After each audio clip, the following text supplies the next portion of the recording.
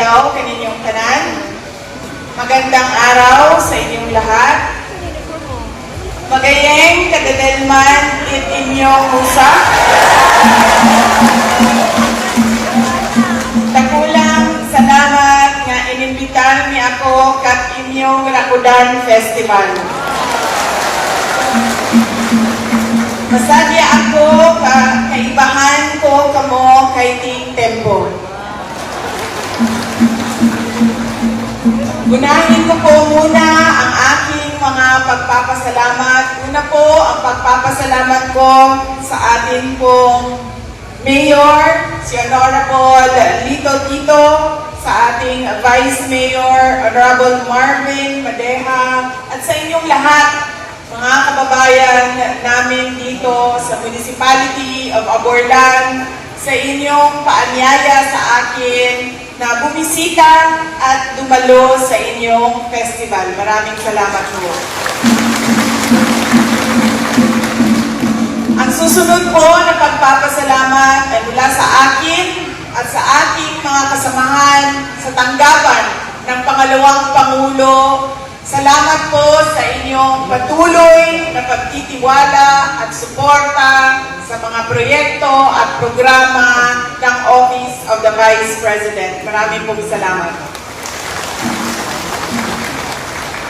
Ang susunod na pagpapasalamat po ay mula po kay dating Pangulong Rodrigo Duterte. Binisita ko po siya sa kulungan nung nakaraang buwan ng Mayo at lagi po niyang sinasabi sa akin na ipaabot sa inyo ang kanyang pagpapasalamat sa patuloy ninyo na suporta sa kanya, sa pagdarasal ninyo, sa pag-uwi niya dito sa bayan natin at sa 6 na taon na suporta ninyo sa kanyang administrasyon, lalo-lalo na nung panahon ng pandemya. Maraming salamat po. Ang huling pagpapasalamat ay mula po sa aming pamilya, ang pamilya Duterte. Napakalaki ng utang na loob namin sa inyo, mga kababayan namin, sa pagkakataon na ibinibigay ninyo sa amin na makapaglingkod sa ating bayan. Ang lakas po namin ay hindi galing sa apelyido namin dahil lahat naman tayo ay merong pangalan, merong middle name, at merong apelyido. Hindi din po sa kung anumang posisyon ang meron kami sa syudad ng Davao. Ang aming pong lakas ay galing sa inyo, mga kababayan namin, dahil sa inyong suporta at oportunidad na ibinibigay sa amin. Maraming pong salamat mula sa pamilya namin. The spirit of Rakudan, unity and togetherness is the heart of Aborlan. Today, you have a historic opportunity to turn your global tourism recognition into real economic gains for your communities.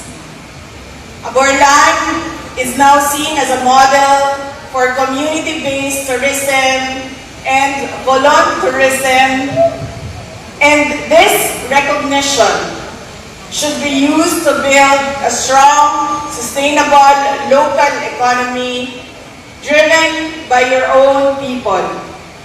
From farms and fisheries to the weaving traditions of our Tagbanwa brothers and sisters in Kulantanum, true progress comes from valuing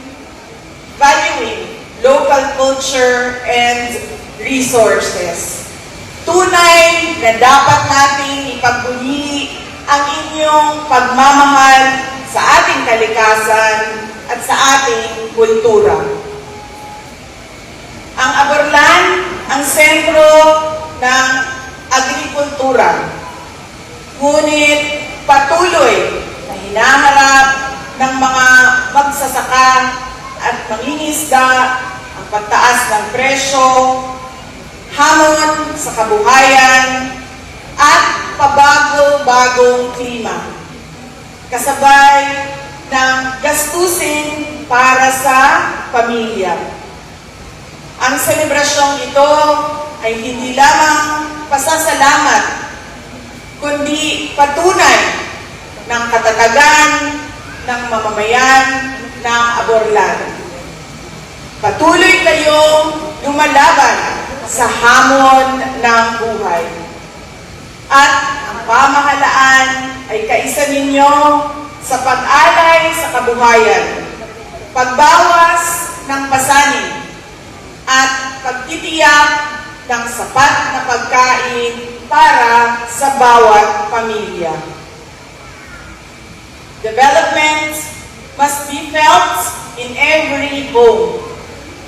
No one should be left behind.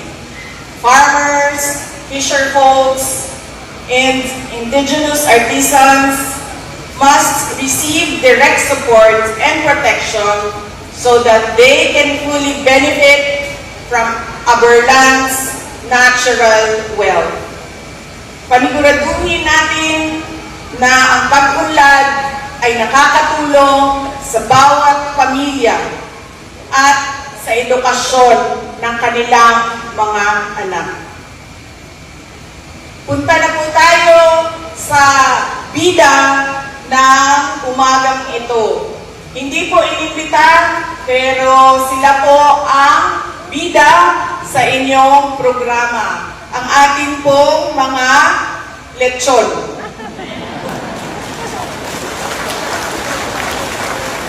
Noon po, sinabihan ako na meron po daw lechon contest.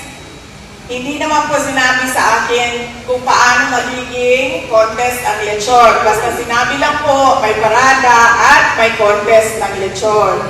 Naisip ko po, sabi sa akin, 40. Apat na po daw yung lechon natin.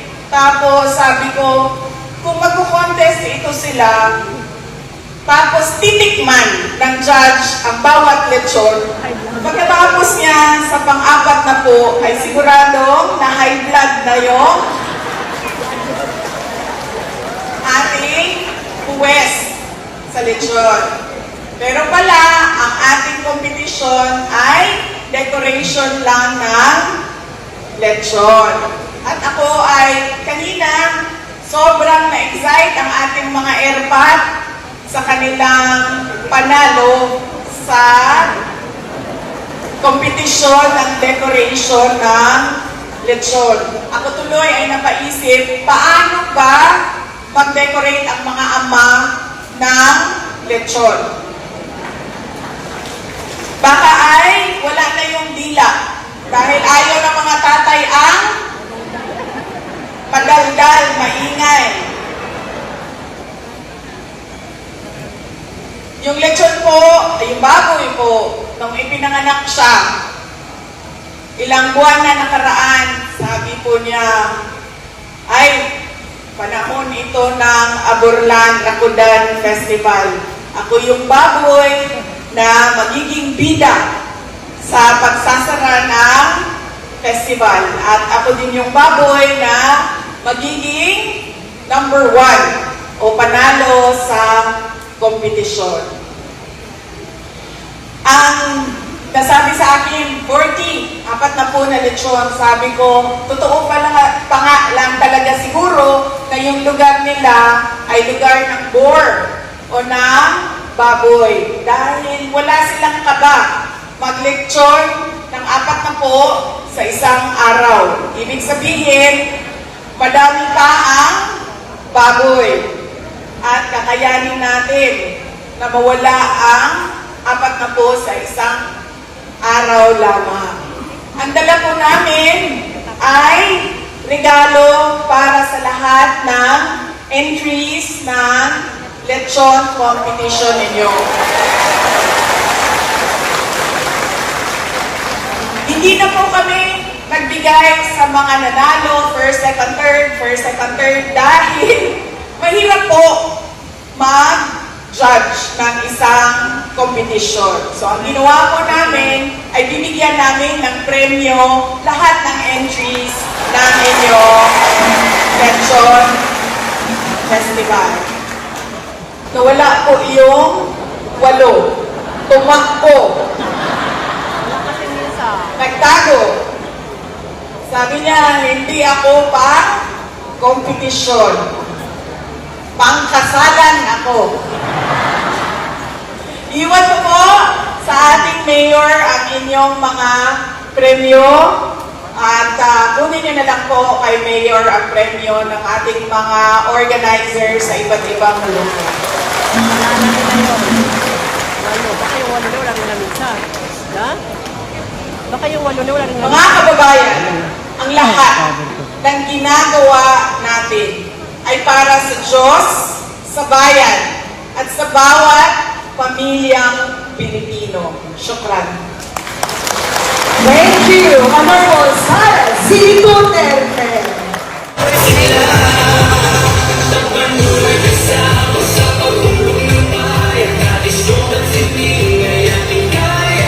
Congratulations! Garnering an average score of 88%, our second place goes to Barangay Gugugnan!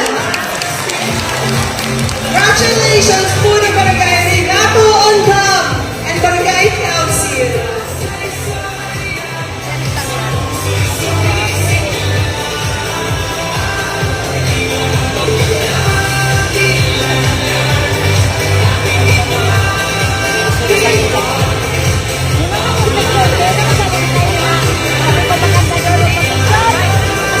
And our champion for the Colan Festival 2026 Best Decorated Lechon goes to, garnering an average score of 89%. Our champion goes to Barangay Ramon Magsaysay at Honorable Anisimo Magsipo.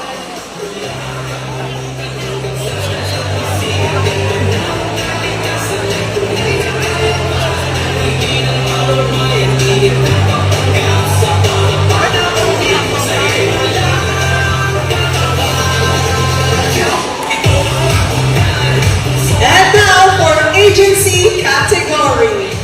Garnering an average score of 81.67%. Our third place goes to Ikatlong Lahi.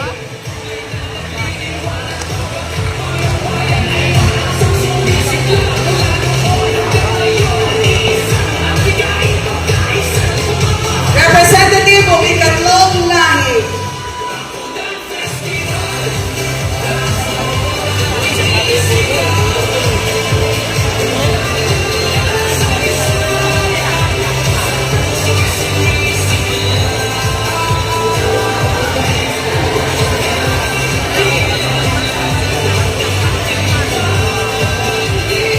And garnering an average score of 90.33%, our second place goes to Erpat, Samahan ng mga Tatay.